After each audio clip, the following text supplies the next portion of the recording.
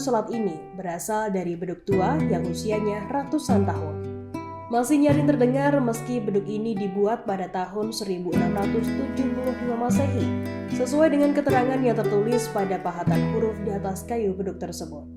Beduk ini berada di Masjid Sigi Cim, Kota Ternate, yakni sebuah masjid yang merupakan satu dari 3 masjid yang dimiliki Kesultanan Ternate.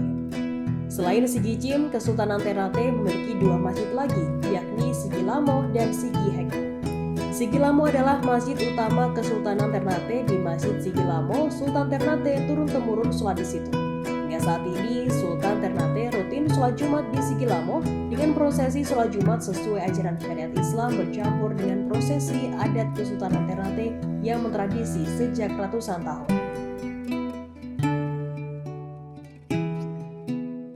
Untuk beduk ini dari pertama kali dibuat, kira-kira fungsinya itu sebagai apa? Kan seperti yang kita tahu kan, beduk itu dibunyikan sebagai penanda sholat. Penanda itu Iya. selain menanda salat juga panggil orang datang sini itu. Untuk awal dibuat. Awal buat ini tahun ini. Iya. Tahun 1165 Hijriah. Iya. Nah, tahun Arab. Nah, kalau untuk saat ini nih, Pak Edi, beduknya masih difungsikan? Masih terus setiap hari Jumat, subuh. Jadi kalau hari Jumat ya kita toki untuk tanda hari Jumat, malam Jumat sama Jumat pagi. Jumat pagi itu sebagai penanda apa? Penanda bahwa hari ini hari Jumat. Oh, okay. Nah mungkin bahannya Pak, ini kayunya? Ini kayu ini mungkin dia kayu dari kayu apa ini, kayu kayak kayu woka itu. Kalau dari kulit ini dari rusa. Tak jauh dari Sigi Lamo, sekitar 200 meter di Jalan Sultan Baguloh Ternate, Masjid Sigi Cim berdiri. Yang membedakan Sigi Lamo dan Sigi Cim adalah bentuk kubah atas masjid. Sigi Lamo memiliki 5 tingkatan kubah, sementara Sigi Cim hanya 3. Menurut kisah tokoh setempat, Sigi Cim dibangun di atas lahan tanah yang dulunya milik warga Cina Muslim Ternate bernama Yakem dan Yakema. Keduanya bersaudara kakak beradik yang tidak memiliki keturunan. Yakem dan Yakema dituturkan tokoh setempat adalah seorang saudagar kaya, punya tanah yang luas di Ternate. Ia lalu mewakafkan sebidang tanah untuk dibangun masjid di sebuah lokasi yang banyak ditinggali warga Ternate keturunan suku Bugis Makassar. Hubungan Yakem dan Yakema dengan Sultan Ternate sangat dekat. Menurut kisahnya, Sultan Ternate sering dibantu oleh keduanya dalam urusan apapun.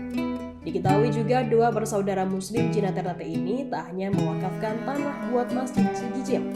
Tanah yang diwakafkannya pun juga ada beberapa yang diperuntukkan untuk kepentingan umat, misalnya untuk masjid dan perkuburan Islam. Masjid Sigi Cim memang tergolong masjid yang tua di Indonesia Timur. Ada 3 penanda di masjid ini untuk mengetahui seberapa tua Masjid Sigi Cim. Pertama, plakat yang menjelaskan tahun berdirinya. Kedua, beduk yang ada pahatan keterangan tahun dibuat. Dan ketiga, mimbar tempat khutbah. 3 penanda ini sekarang masih utuh, ada di dalam Masjid Sigi Cim dan dianggap keramat. Prasasti yang pembuatan tahun masjid diberikan? Boleh mari. Di prasasti ini dia lebih tua dari itu, dari beduk ya. Oh, iya. Itu dia punya tanda itu. Pakai bahasa Arab itu. Jadi usia prasasti lebih tua dari usia beduk. Jadi otomatis lebih tua juga dari masjid ini. Iya, itu iya. Salah satu yang dianggap keramat adalah mimbar. Keyakinan jemaah masjid soal mimbar masjid, menurut mereka siapapun khatib yang pandai ceramah akan mengalami kesulitan berkhutbah di atas mimbar tersebut jika sang khatib memiliki niat riya atau pamer diri. Aktivitas keseharian Masjid Sigi Cim seperti masjid-masjid lainnya, sholat jemaah 5 waktu dan sholat Jumat. Mimbar ini, itu lebih tua mungkin. Ini mimbar ini hampir sama dengan Kesultanan sana. Jadi mimbar ini dibikin dari kayu mahoni. Kalau mimbar ini orang Cina yang kasih, berarti Masjid Sigi Cim ini pakai arsitektur apa? Mungkin kayak dia harus pakai Kesultanan punya arsitek. Kan di sini ke bawah dia punya kubah itu yang begini, terapi itu kan 3. Tuh. Kalau masjid besar itu 7. Masjid Heku 5. Itu sini 3 dia punya ini. Dia punya trap di atas. Kalau siang kan bisa kita lihat di atas. DP kap itu 3 susung. Kalau di masjid besar itu 5. Jemaah Masjid Sigijim rutin membaca amalan Ratibul Hadad dan doa tolak bala setiap Jumat subuh dan sore hari. Pembacaan Ratibul Hadad dan doa tolak bala meningkat saat bulan Ramadan dengan dibaca setiap hari. Tentunya aktivitas di bulan Ramadan semakin meningkat dengan membaca Al-Quran, pembagian takjil, dan sedekah. Terus kalau hari-hari besar, kita mau naik sembahyang Idul Fitri, Idul Adha itu, kita harus belum bisa sembahyang, kita mesti ambil tongkat. Tongkat salawat itu dari Kesultanan. Tongkat itu datang di sini baru kita bisa silakan sembahyang. Itu tongkatnya diapain, Pak? Tongkat itu, tongkat kayak begini, tongkat ini. Ini. Tongkat, tongkat ini. Cuma ini tongkat yang di sini punya. Kalau dari Kesultanan ada lagi, tapi mau hari besar itu kita harus pakai tongkat dari Kesultanan. Tongkat salawat itu. Jadi Sultan kasih keluar tongkat itu 2. 1 untuk Sigijim, 1 untuk Sigiheku di atas.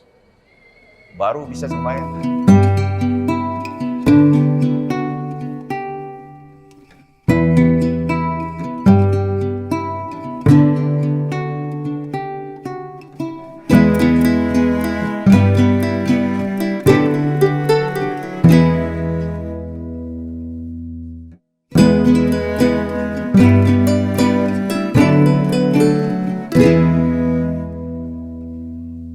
Terima kasih sudah nonton.